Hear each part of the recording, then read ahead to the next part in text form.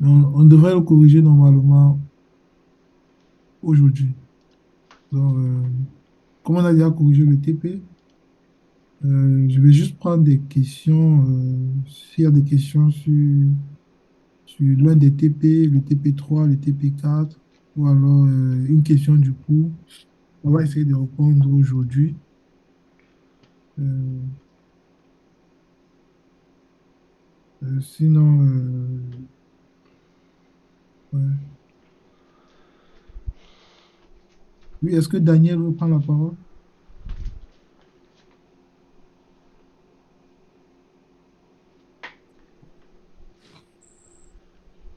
Oui? Ok. Euh, Est-ce que quelqu'un peut me dire si vous avez déjà accès au TP4?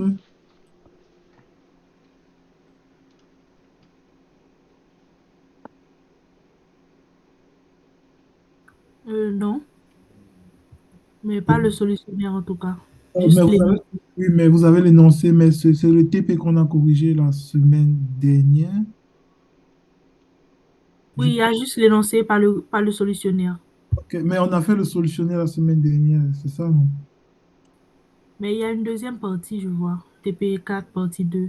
Oui, Je sais la pas. partie 2 c'est pour la semaine prochaine. Donc, la partie un c'est ce que vous devez faire cette semaine. La partie 2 c'est pour la semaine prochaine. Je n'avais pas l'information selon laquelle vous n'aviez pas encore accès au TP, c'est pour ça que je l'ai fait. Ce qui fait qu'aujourd'hui, je vais vraiment prendre des préoccupations personnelles ou pas, on va essayer de résoudre. Sinon, on va faire le TP. Est-ce que vous avez fait l'exercice supplémentaire que le prof a donné? Non, pas tant. Est-ce que vous avez reçu l'exercice supplémentaire?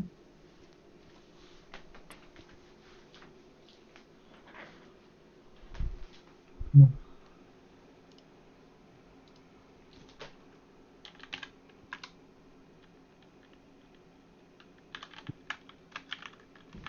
Ok, oui, tout le monde a reçu, vous avez fait, ok.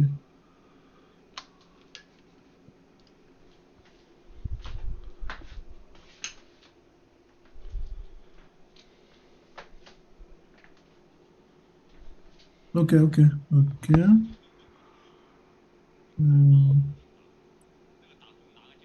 Bon, est-ce qu'il y a des gens qui n'étaient pas là à la séance passée de correction? Il y a des gens qui n'étaient pas là au solutionnaire du TP4 et qui sont là aujourd'hui. S'ils sont là, alors on peut refaire quelques exercices. Sinon, Voilà, c'est je reprends la question. Est-ce qu'il y a quelqu'un qui n'était pas là la semaine dernière et qui est là aujourd'hui? Moi, de mon côté, je n'étais pas la semaine dernière, là, mais je suis là aujourd'hui. Ok, dans ce cas, on va refaire le TP, on va refaire le solutionnaire du TP. Hmm, on va faire le solutionnaire du TP.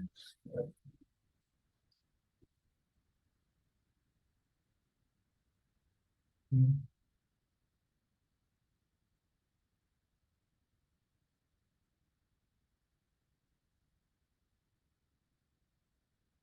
TP4, une minute, s'il vous plaît.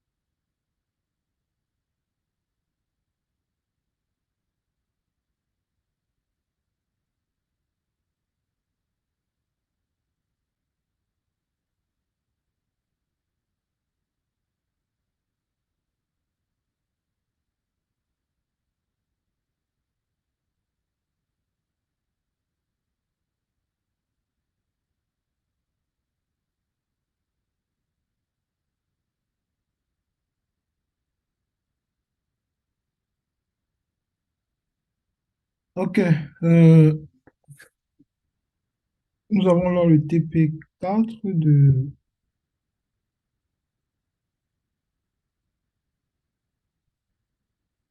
TP4. Ici, on parle de l'exercice 1, on parle de l'indice de fécondité. Et on a défini dans le cours ce que c'est l'indice de fécondité.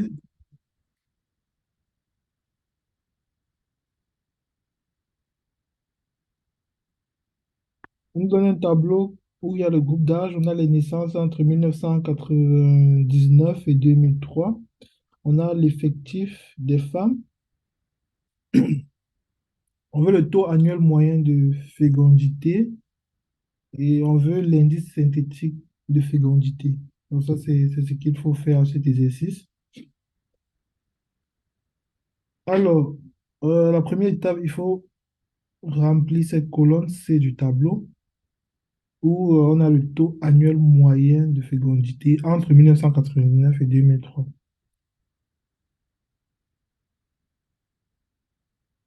Alors, pour avoir le taux moyen annuel de fécondité pour les femmes de 15 à 19 ans, alors, on va prendre le nombre de naissances de ce groupe d'âge qu'on va diviser par les femmes, l'effectif des femmes de ce groupe d'âge. Et on va diviser par 5 parce que c'est 5 ans. Donc, entre 1999 et 2003, de 15 à 19 ans, on a 5 ans. Donc, on va essayer on va diviser par 5 pour avoir donc, le taux annuel moyen de fécondité. Donc, on va prendre le nombre de naissances par âge. On va diviser par l'effectif des femmes et on va diviser par l'amplitude de la classe. Parce que entre 15 et 19 ans, l'amplitude, c'est 5. Ouais. Et donc, entre 15 et 19 ans, le taux annuel de fécondité entre 1990 et 2003 est de 0,0198. Donc, l'interprétation de ce chiffre, c'est qu'une femme qui avait entre 15 et 19 ans a mis au monde entre 1999 et 2003. Euh, bon, on ne peut pas prendre une femme, on va prendre par exemple 1000 femmes. 1000 femmes ont mis au monde 198 enfants. Donc ça, ça veut dire le taux annuel moyen de fécondité entre 1980 et 2003 pour le groupe d'âge de 15 et 19 ans. Donc 1000 femmes qui avaient entre 15 et 19 ans mettaient au monde en moyenne 198 enfants par an. Donc pour une femme, c'est 0,0198. Donc on fait ça pour tous les groupes d'âge. Et pour avoir l'indice synthétique de fécondité, on fait donc la somme des taux de fécondité par âge qu'on multiplie par l'amplitude. Donc, il faut noter ici que partout on a la même amplitude, mais s'il n'y avait pas la même amplitude, on devait multiplier chaque taux par l'amplitude avant de faire la somme. Mais comme on a la même amplitude pour chaque groupe, on fait la somme de tous les taux annuels et on multiplie par 5 pour avoir l'indice synthétique de fécondité qui est là. Donc ça, c'est ce qu'il fallait faire à l'exercice 1.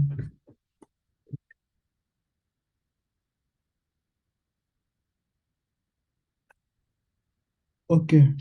Ce qu'on a fait la dernière fois, l'exercice 2, on avait un tableau. S'il n'y a pas de questions, bien sûr, l'exercice 1. Donc, on avait un tableau où on avait la population active canadienne pour les mois de décembre 1999 et 2009.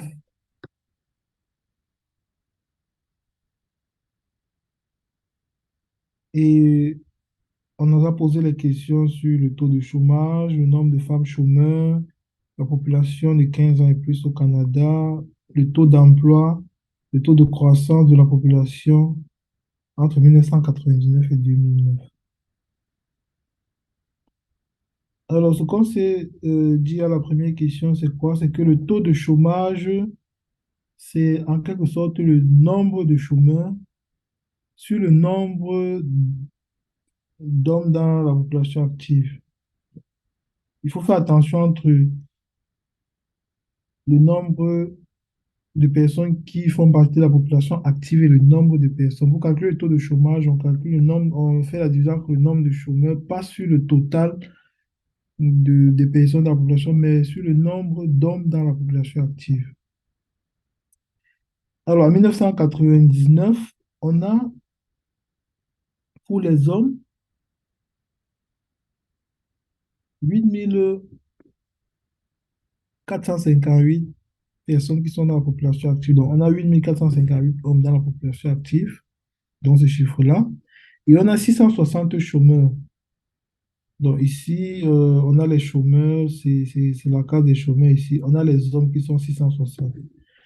Donc, le taux de chômage, c'est dans le rapport, et comme je multiplie par 100 pour avoir le pourcentage, donc 7,8%. Donc, le taux de chômage pour les hommes en 1999 est de 7,8%. Donc, en quelque sorte, on peut dire que sur 100 hommes, il y avait 7,8 chômeurs. Donc, c'est un peu l'interprétation qu'on peut donner au taux de chômage. À la deuxième question, on veut le nombre de femmes chômeurs en milliers en 2009. Alors, pour avoir le nombre de femmes chômeurs, on a le taux de chômage pour les femmes en 2009 qui est de 7%. C'est ça ici.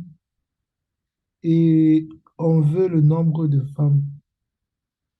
Alors, on va faire le calcul inverse. Ce qu'on sait, c'est que le taux de chômage, c'est le nombre de chômeurs sur la population active fois 100.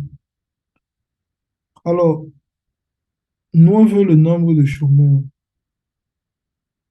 Donc, on va juste faire le produit entre le taux de chômage et la population active qu'on va diviser par 100. Donc, c'est ce qu'on fait ici. On a le taux de chômage pour les femmes qui est 7%, je l'ai dit. On multiplie par le nombre de femmes dans la population.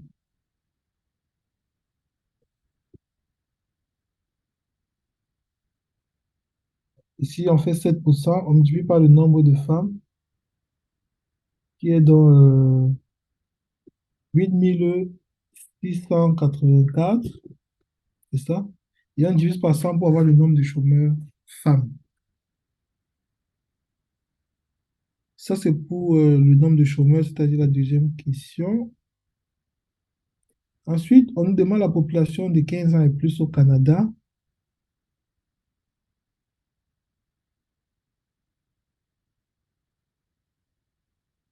En 1999.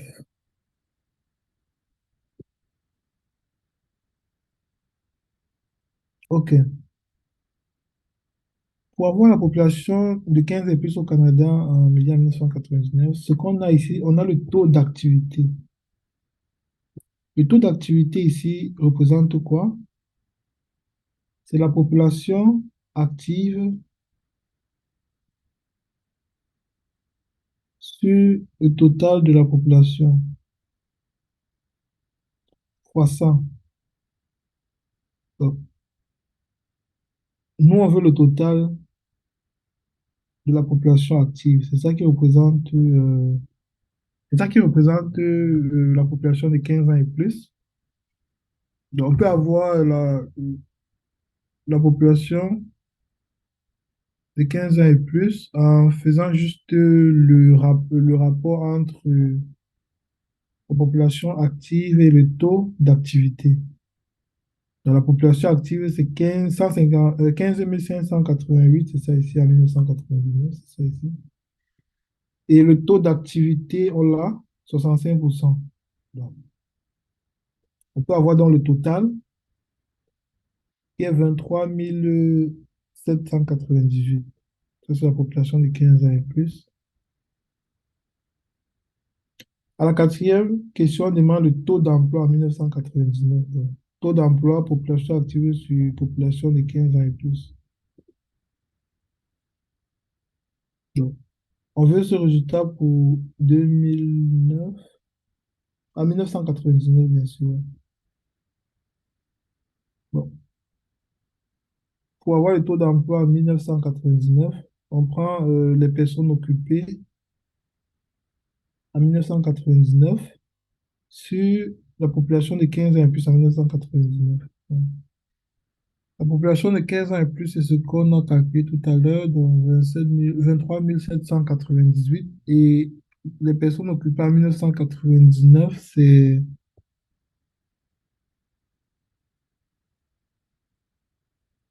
crois que c'est donné par l'exercice. C'est ça ici, personnes occupées.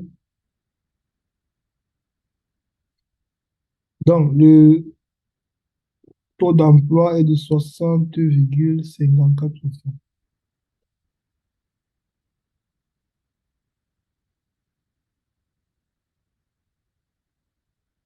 Ensuite, on nous demande le taux de croissance de la population de 15 ans et plus au Canada entre 1999 et 2009. Pour avoir la croissance de la population de 15 ans et plus, il nous faut la population de 15 ans et plus de 1999. On l'a déjà. Il faut aussi la population de 15 ans et plus de 2009. On fait le même calcul qu'on a fait tout à l'heure pour avoir la population de 2009. Et comme on l'a vu au chapitre précédent, pour avoir le taux de croissance, un taux de croissance, c'est la population de l'année la plus récente sur la population de l'année précédente moins 1%. C'est la même chose qu'on faisait quand on voulait calculer le taux d'inflation, qui représente en quelque sorte la variation entre deux périodes des prix. Bon, ici, on a juste la population et on trouve que la population a augmenté de 14,69%.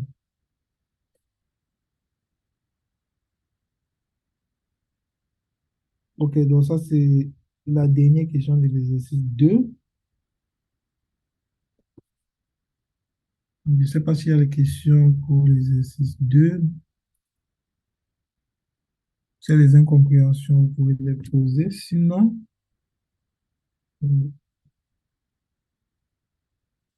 à l'exercice 3, on a les données tirées de l'enquête sur la population active au Canada en 2005 et 2015. On demande le taux de la population on demande la population de 15 ans et plus en 2005 et en 2015. Donc, pour avoir la population de 15 ans et plus, on peut utiliser la population active et la population, le taux d'activité. Est-ce qu'on a le taux d'activité? Oui. On sait que le taux d'activité de la population active sur la population de 15 ans et plus, 2005. Donc, on veut ceci. Donc, on fait juste le rapport entre, il ne faut pas oublier fois ça. On fait le rapport entre la population active et le taux pour avoir la population de 15 ans et plus. Ouais, c'est ça qui est fait ici. Et en 2005, on a 25 770 et en 2015, on a 29 298. Alors, le taux de chômage en 2005, c'est le nombre de chômeurs sur la population active. En 2005, on a 1169 chômeurs et on a la population active qu'on a calculé tout à l'heure. Non, on a la population active dans l'exercice. On a le taux de chômage en 2005. On veut le taux d'emploi en 2015. Le taux d'emploi, c'est le nombre de personnes occupées sur la population de 15 ans et plus, fois 100. On a le nombre de personnes occupées dans l'exercice et on a la population de 15 ans et plus qu'on a trouvé à la première question. On a le taux d'emploi et le taux de croissance, c'est ce qu'on a fait tout à l'heure, juste la population de 2015 sur 2011. Donc, dans ce TP, c'est juste l'application des formules, du coup, juste retenir les formules et avoir aussi un petit peu d'intuition lorsqu'on parle du taux de chômage, fait la différence entre la population active et la population totale. Euh, pour avoir le taux d'emploi, on prend les personnes occupées sur le nombre de personnes qui ont 15 ans et plus. Et le taux de croissance, c'est le rapport entre la valeur de l'année la plus récente sur l'année la plus ancienne et -1 et fois 100. Donc, en gros, c'est une formule qu'il faut retenir et appliquer dans l'exercice généralement pour ce chapitre. Alors, est-ce qu'il y a des questions?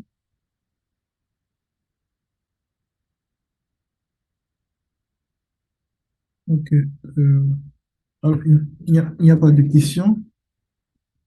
Ok, s'il n'y a pas de questions, alors on va se donner rendez-vous lundi pour le prochain TP. Vous aurez le solutionnaire de ce TP vendredi à 18 h sur Studio.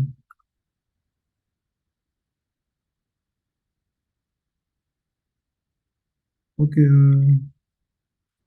le TP est terminé. Je vais vous souhaiter une bonne fin de journée. Au revoir, monsieur. Bonne journée. Ok, bonne journée à vous.